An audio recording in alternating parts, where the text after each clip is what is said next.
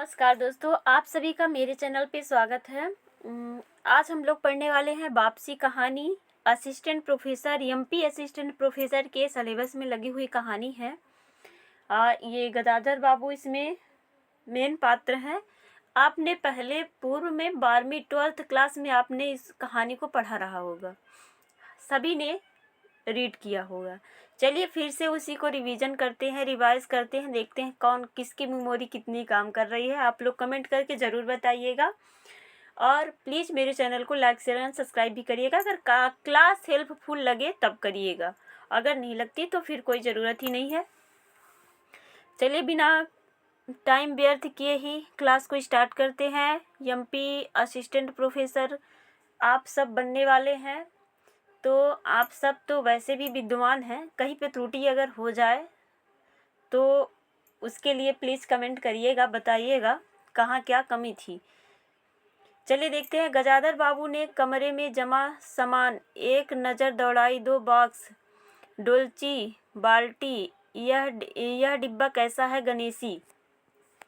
ठीक है, उन्होंने पूछा। गणेशी बिस्तर बांधता हुआ कुछ गर्व, कुछ दुख, कुछ लज्जा से बोला। घरवाली ने साथ को कुछ बेसन के लड्डू रख दिए हैं, बाबूजी को पसंद थे। अब कहाँ हम गरीब लोग आपकी कुछ खातिर कर पाएंगे। घर जाने की खुशी में भी गजाधर बाबू ने एक विषाद का अनुभव किया, जैसे एक परिचित स्नेही आदरमय साहस संसार से उनका नाता टूट रहा हो। ठीक है ना। तो ये कहानी स्टार्ट होती है। गजाधर बाबू जो है ये रेलवे में जॉब करते थे। ठीक, अब इनका जो है कार्यकाल, जॉब का कार्यकाल जो होता है वो समाप्त हो चुका है। ये अपने घर जाने की खुशी में है और गणेशी इनका नौकर था, मतलब इनको चाय पानी देने वाला था वहाँ का। ठीक है ना, देख रेख में था।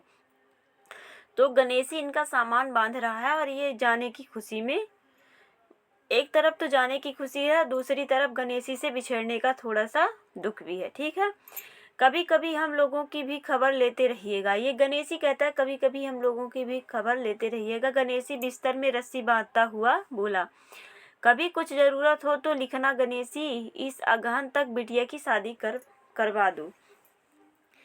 गणेशी की बिटिया जो है वो शादी के योग्य है और गजाधर बाबू कह रहे हैं कि इस अगहन में ही बिटिया की क्या करना, शादी कर देना।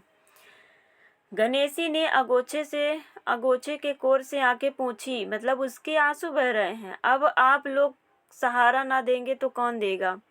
आप यहाँ रहते तो शादी में कुछ हौसला रहता। कौन बोला है? गणेशी। गजाधर बाबू चलने को तैयार बैठे थे। रेलवे क्वार्टर का यह कमरा, जिसमें उन्होंने कितने वर्ष बिताए थे, उनका सामान हट जाने से कुरूप और नग्न लग रहा था। आंगन में रोपे पौधे भी जान पहचान के लोग ले गए और जगह जगह मिट्टी बिखरी हुई थी। पर पत्नी बाल बच्चों के साथ रहने की कल्पना में यह बिछोह एक दुर्बल सरल की तरह उठकर विलीन हो गया। मतलब कि यहाँ से जाने का दुख जो था, तो वो वहाँ बेबी बच्चों से मिलने के कारण इनका यहाँ वाला दुख जो था थोड़ी देर के लिए मन में आया और फिर निकल गया। गजाधर बाबू खुश थे, बहुत खुश थे। 33 साल की नौकरी के बाद वह रिटायर होकर जा रहे थे। ठीक है ना। अब एक बात ये नोट करिएगा, पहली तो ये गजाधर बाबू कहाँ जॉब करते थे। ठीक है, तो किस डिपार्टमेंट के थे ये? तो रेलवे में थे। ठीक, और इन रिटायर कैसे हो रहे हैं? रिटायर कितने साल में हो रहे हैं? तो 35 साल की नौकरी के बाद रिटायर हुए थे। ठीक है, इन वर्षों में अधिकांश समय उन्होंने अकेले रहकर काटा था। उन अकेले क्षणों में उन्होंने इसी समय की कल्पना की थी जब वह अपने परिवार के साथ रह सकेंगे। इसी आशा के सहारे वह अपने अभाव का बोझ ढो रहे थे। संसार की दृष्टि में उनका जीवन सफल कहा जा सकता है। उन्होंने शहर में एक मकान बनवा लिया था। बड़े लड़के अमर और लड़की कांति की शादी कर दी थी। ठीक है ना, उनके 2 लड़कों का नाम आ गया। एक तो लड़की का नाम था, एक लड़के का नाम था। लड़के का नाम क्या था? अमर। बड़े लड़के का नाम क्या था? अमर। और लड़की का नाम क्या था? कांति। ठीक है ना, कांति। और इन दोनों की क्या थी, शादी कर दी थी। 2 बच्चे ऊंची कक्षाओं में पढ़ रहे थे, और 2 बच्चे इनके और थे जो ऊंची कक्षाओं में क्या कर रहे थे, पढ़ रहे थे। एक लड़की थी और एक और लड़का है, ठीक है ना, आगे नाम आएगा। गजाधर बाबू नौकरी के कारण प्राय छोटे स्टेशनों पर रहे, और उनके बच्चे और पत्नी शहर में। मतलब इन्होंने क्या किया कि बच्चों की पढ़ाई के लिए अपने बच्चों को तो बड़े शहरों में भेज दिया, लेकिन आप खुद जॉब करने के लिए छोटे शहर में ही रहे, जिससे पढ़ाई में बाधा ना हो। ठीक, गजाधर बाबू स्वभाव से बहुत स्नेही व्यक्ति थे और स्नेह के आकांक्षी भी थे। जब परिवार साथ था, ड्यूटी से लौटकर बच्चे से हंसते बोलते, पत्नी के कुछ मनोविनोद करते। उन सबके चले जाने से उनके जीवन में गहन सूनापन भर उठा। खाली क्षणों में उनसे घर में टिका ना जाता। कभी प्रकृति के ना होने पर भी उन्हें पत्नी की स्नेहपूर्ण बातें याद आती रहती। दोपहर में गर्मी होने पर भी वह 2 बजे तक आग जलाए रहती और उनके स्टेशन से वापस आने पर गरम गरम रोटियां सेकती। उनके खा चुकने और मना करने पर भी थोड़ा सा कुछ और थाली में परोस देती और बड़े प्यार से आग्रह करती। जब वह थके हारे बाहर से आते तो उनकी आहट पर वह रसोई के द्वार पर से निकल आती और उनकी सजल आंखें जो थी मुस्कुरा उठती थी। ये सारी चीज़ें गजाधर बाबू याद कर रहे हैं, ठीक है। गजाधर बाबू को तब हर छोटी बात भी याद आती है और वह उदास हो उठते हैं। अब कितने वर्षों बाद वह अवसर आया था जब वह फिर उसी स्नेह और आदर के मध्य रहने जा रहे थे। ठीक, ये सारी चीज़ें वो याद करके फिर से वो अपने गांव जा रहे हैं कि मेरी छुट्टी हो गई है, अब मेरी जॉब का कार्यकाल जो है वो समाप्त हो चुका है, तो मैं अपने बीवी बच्चों के साथ उसी तरह से रहूँगा जैसे मेरी बीवी पहले थी। ठीक, पहले का जैसे स्नेह और प्रेम था, उसी स्नेह और प्रेम के भाव विभोर में विभोर हो रहे हैं। ठीक, याद करके टोपी उतारकर गजाधर बाबू ने चारपाई पर रख दी। जूते खोलकर नीचे खिसका दिए। अंदर से रह रहकर कहो की आवाज आ रही थी। इतवार का दिन था और इतवार का, ये याद रखिएगा, इतवार का दिन था। किस दिन पहुंचे थे वो, इतवार के दिन अपने घर पहुंचे, ठीक है ना। उनके सब बच्चे इकट्ठे होकर नाश्ता कर रहे थे। गजाधर बाबू के सूखे चेहरे पर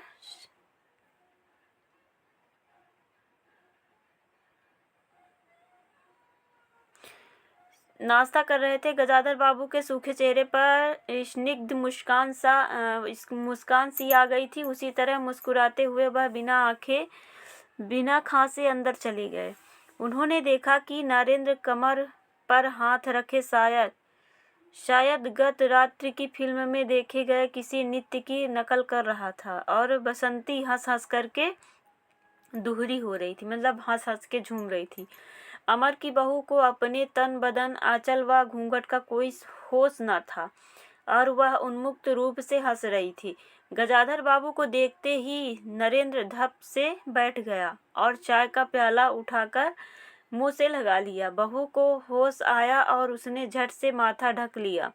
केवल बसंती का शरीर रह करके हंसी दबाने का प्रयत्न में हिलता जा रहा था, ठीक है ना। अचानक संडे के दिन क्या हुआ, ये गजाधर बाबू घर पे पहुंच गया और घर पे पहुंचते भी क्या हुआ, उनका पूरा परिवार, संडे का दिन था, बच्चों की छुट्टी थी, तो सभी लोग क्या कर रहे थे, आंगन मतलब एक कमरे में सब लोग हंस रहे थे, हंसी मजाक चल रहा था। कोई पिक्चर देखने गए थे, तो ऐसा मतलब लगता है इनको, गजाधर बाबू को, कि उनकी कमर पे हाथ रख के नरेंद्र दोनों डांस की प्रैक्टिस कर रहे थे और बसंती जो थे, बसंती ही नाम आया ना, हाँ, बसंती इनकी लड़की जो थी वो हंस रही थी।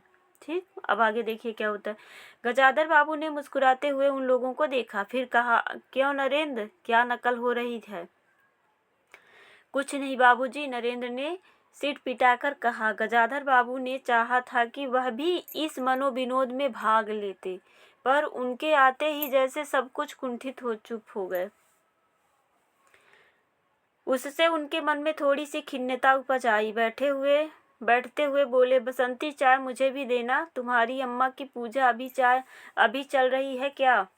बसंती ने माँ की कोठरी की ओर देखा। अभी आती ही होगी, और प्याले में उनके लिए चाय छानने लगी। बहू चुपचाप पहले ही चली गई थी। अब नरेंद्र भी चाय का आखिरी घूंट पीकर उठ खड़ा हुआ। केवल बसंती पिता के लिहाज में चौके में बैठी माँ की राह देखने लगी। गजाधर बाबू ने एक घूंट चाय पी, फिर कहा, बिट्टी चाय तो फीका है, लाइए चीनी और डाल दें। बसंती बोली, रहने दो, तुम्हारी अम्मा जब आएगी तभी पी लूँगा। थोड़ी देर में उनकी पत्नी हाथ में अर्घ का लोटा लिए निकली और अशुद्ध स्तुति करते हुए तुलसी में डाल दिया। उन्हें देखते ही बसंती भी उठ गई। पत्नी ने आकर गजाधर बाबू को देखा और कहा, अरे आप अकेले बैठे हैं, ये सब कहाँ गए? गजाधर बाबू के मन में फांस सी करक उठी। अपने अपने काम में लग गए हैं, आखिर बच्चे ही हैं, गजाधर ने कहा। पत्नी आकर चौके में बैठ गई। उन्होंने नाक भौं चढ़ाकर चारों ओर जूठे बर्तनों को देखा, फिर कहा, सारे में जूठे बर्तन पड़े हैं। इस घर में धर्म कर्म कुछ नहीं है, पूजा करके सीधे चौके में घुसो। फिर उन्होंने नौकर को पुकारा। जब उत्तर ना मिला तो एक बार और उच्च स्वर में फिर पति की ओर देखकर बोली, बहू ने भेजा होगा बाजार। और एक लंबी सांस लेकर चुप हो गई।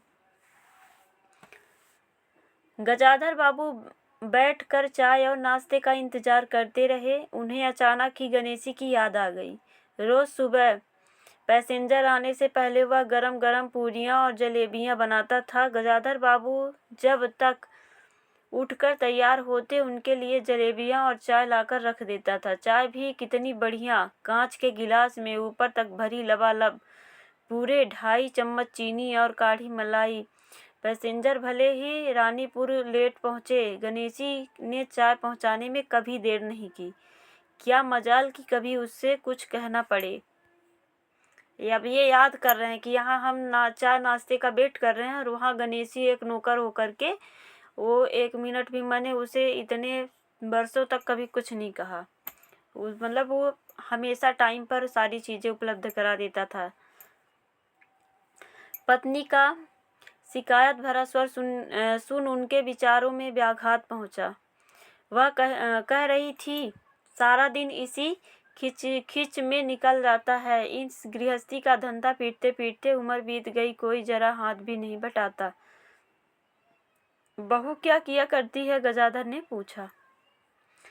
पड़ी रहती है। बसंती को तो फिर कहो कि कॉलेज जाना होता है। गजाधर बाबू ने जोश में आकर बसंती को आवाज दी। बसंती भाभी के कमरे से निकली तो गजाधर बाबू ने कहा, बसंती, आज से शाम का खाना बनाने की जिम्मेदारी तुम पर है। सुबह का भोजन तुम्हारी भाभी बनाएगी। बसंती मुंह लटकाकर बोली, बाबूजी, पढ़ना भी तो होता है। गजाधर बाबू ने प्यार से समझाया, तुम सुबह पढ़ लिया करो। तुम्हारी माँ बूढ़ी हुई, उसके शरीर में अब वह शक्ति नहीं बची है। तुम हो, तुम्हारी भाभी है, दोनों को मिलकर काम में हाथ बटाना चाहिए। बसंती चुप रही। उसके जाने के बाद उसकी माँ ने धीरे से कहा, पढ़ने का तो बहाना है, कभी जी ही नहीं लगता। लगे कैसे? शीला से ही फुर्सत नहीं। बड़े बड़े लड़के हैं उनके घर में, हर वक्त वहाँ घुसा रहना मुझे नहीं सुहाता। मना करूं तो सुनती नहीं। ठीक है ना। वो शीला एक पात्राली है, इसकी पड़ोसी है। पड़ोसी के घर में बड़े बड़े लड़के हैं और ये बसंती जाके उन्हीं के यहाँ क्या करती है, उठती बैठती है, जो कि उसकी माँ को अच्छा नहीं लगता है। ठीक। नाश्ता कर गजाधर बाबू बैठक में चले गए। घर छोटा सा और एक ऐसी व्यवस्था हो चुकी थी कि उसमें गजाधर बाबू के रहने के लिए कोई स्थान ना बचा था। जैसे किसी मेहमान के लिए कुछ अस्थायी प्रबंध कर दिया जाता है, उसी प्रकार बैठक में कुर्सियों को दीवार से सटा कर के बीच में गजाधर बाबू के लिए पतली सी चारपाई डाल दी गई थी। गजाधर बाबू उस कमरे में पड़े पड़े कभी कभी अनायास ही उस अस्थायित्व का अनुभव करने लगते। उन्हें याद तो आती उन रेलगाड़ियों की जो आती और थोड़ी देर रुककर किसी और लक्ष्य की ओर चली जाती। घर छोटा होने के कारण बैठक में ही अब अपना प्रबंध किया। उनकी पत्नी के पास अंदर एक छोटा सा कमरा अवश्य था, पर वह एक और अचारों के बर्तवान, दाल चावल के कनस्तर और घी के डिब्बे से घिरा था। ठीक है ना, ये चीज़ें याद रखिएगा। और उसकी मतलब गजाधर की पत्नी के कमरे में क्या क्या रखा हुआ था, तो अचार के बर्तन, दाल चावल के कनस्तर और घी के डिब्बे से घिरा पड़ा था। ठीक है। दूसरी ओर पुरानी रजाइयाँ, दरियों में लिपटी रस्सी में बंधी रखी हुई थी। ठीक है। उसके पास एक बड़े से टीन के बॉक्स में घर भर के गर्म कपड़े और एक टीन का बॉक्स भी रखा था जिसमें घर भर के गर्म कपड़े, सर्दी में पहनने वाले। बीच में एक अलगनी बंधी हुई थी जिस पर प्रायः बसंती के कपड़े लापरवाही से पड़े रहते थे। वह भरसकर उस कमरे में नहीं जाते थे। घर का दूसरा कमरा अमर और उसकी बहू के पास था। तीसरा कमरा जो सामने की ओर था, बैठक था। गजाधर बाबू के आने से पहले उसमें अमर की ससुराल से आया बेल की 3 कुर्सियों का सेट रखा था। आप ये भी पूछ सकता है कि अमर के ससुराल से क्या आया था, तो अमर के ससुराल से बेत की 3 कुर्सियों का सेट आया था। कुर्सियों पर नीली गद्दियाँ और बहू के हाथों के कड़े कुशन लगे हुए थे। मतलब उसकी बहू ने कुशन बनाए थे। कुशन मतलब वो छोटी छोटी पिलो जो नहीं होती है वही, तो वो रखे हुए थे जो बहू ने बनाए थे अपने हाथ से। ठीक है। किस कलर के थे? नीले कलर में, याद रखिएगा। जब कभी उनकी पत्नी को कोई लंबी शिकायत करनी होती तो अपनी चटाई बैठक में डाल पड़ जाती। वह एक दिन चटाई लेकर आ गई। गजाधर बाबू ने घर गृहस्थी की बातें छेड़ी। वह घर का रवैया देख रहे थे। बहुत हल्के से उन्होंने कहा कि अब हाथ में पैसा कम रहेगा, कुछ खर्च कम होना चाहिए। सभी खर्च तो वाजिब हैं, किसका पेट काटूं। यही जोड़ गांठ करते करते बूढ़ी हो गई, ना मन का पहना ना ओढ़ा। गजाधर बाबू ने आहत विस्मित दृष्टि से पत्नी को देखा। उनसे अपनी हैसियत छिपी न थी। उनकी पत्नी तंगी का अनुभव कर उनका उल्लेख करती, यह स्वाभाविक था, लेकिन उनके सहानुभूति का पूर्ण आभास गजाधर बाबू को बहुत खटका। उनसे यदि राय बात की जाती कि प्रबंध कैसे हो, तो उन्हें चिंता कम, संतोष अधिक होता। लेकिन उनके तो केवल शिकायत की ही जाती थी। वैसे परिवार की सब परेशानियों के लिए वही जिम्मेदार थे। तुम्हें किस बात की कमी है? अमर की माँ, घर में बहू है, लड़के बच्चे हैं, फिर रुपए से ही आदमी अमीर नहीं होता है, गजाधर बाबू ने कहा और कहने के साथ ही अनुभव किया कि यह उनकी आंतरिक अभिव्यक्ति थी। ऐसे ही उनकी पत्नी नहीं समझ सके। हाँ, बड़ा सुख है ना बहू से, आज रसोई करने गई है, देखो क्या होता है, कहकर पत्नी ने आंखें मूंदी और सो गई। गजाधर बाबू वैसे बैठे हुए पत्नी को देखते रह गए। यह थी क्या उनकी पत्नी, जिसके हाथों में कोमल स्पर्श, जिसके मुस्कान की याद में उन्होंने संपूर्ण जीवन काट दिया था। उन्हें लगा कि वह लावण्यमयी युवती जीवन की राह में कहीं खो गई है और उसकी जगह आज जो स्त्री है वह उनकी मन और प्राणों के लिए नितांत अपरिचित है। गहरी नींद में डूबी उनकी पत्नी का भारी सा शरीर बहुत बेडौल और कुरूप लग रहा था। चेहरा श्रीहीन और रूखा था। गजाधर बाबू देर तक निस्संदिग्ध दृष्टि से पत्नी को देखते रहे और फिर लेटकर छत की ओर ताकने लगे।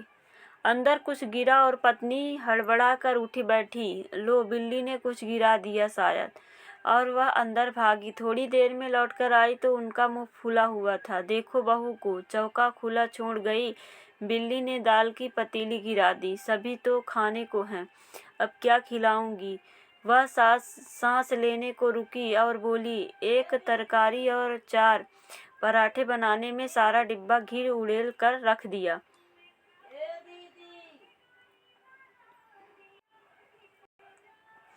एक तरकारी और 4 पराठे बनाने में सारा डिब्बा घी उड़ेल कर रख दिया। जरा सा दर्द नहीं है, कमाने वाला हाथ तोड़े और यह चीज़ें लूटे। मुझे तो मालूम था कि यह सब काम किसी के बस का नहीं है। अभी हम कहानी यहीं तक पढ़ते हैं। इसकी नेक्स्ट कहानी नेक्स्ट पार्ट में आएगी। अगर आप लोगों को थोड़ी भी हेल्प होती है, यूजफुल लगती है, तो चैनल को लाइक शेयर और सब्सक्राइब करिएगा। Thank you.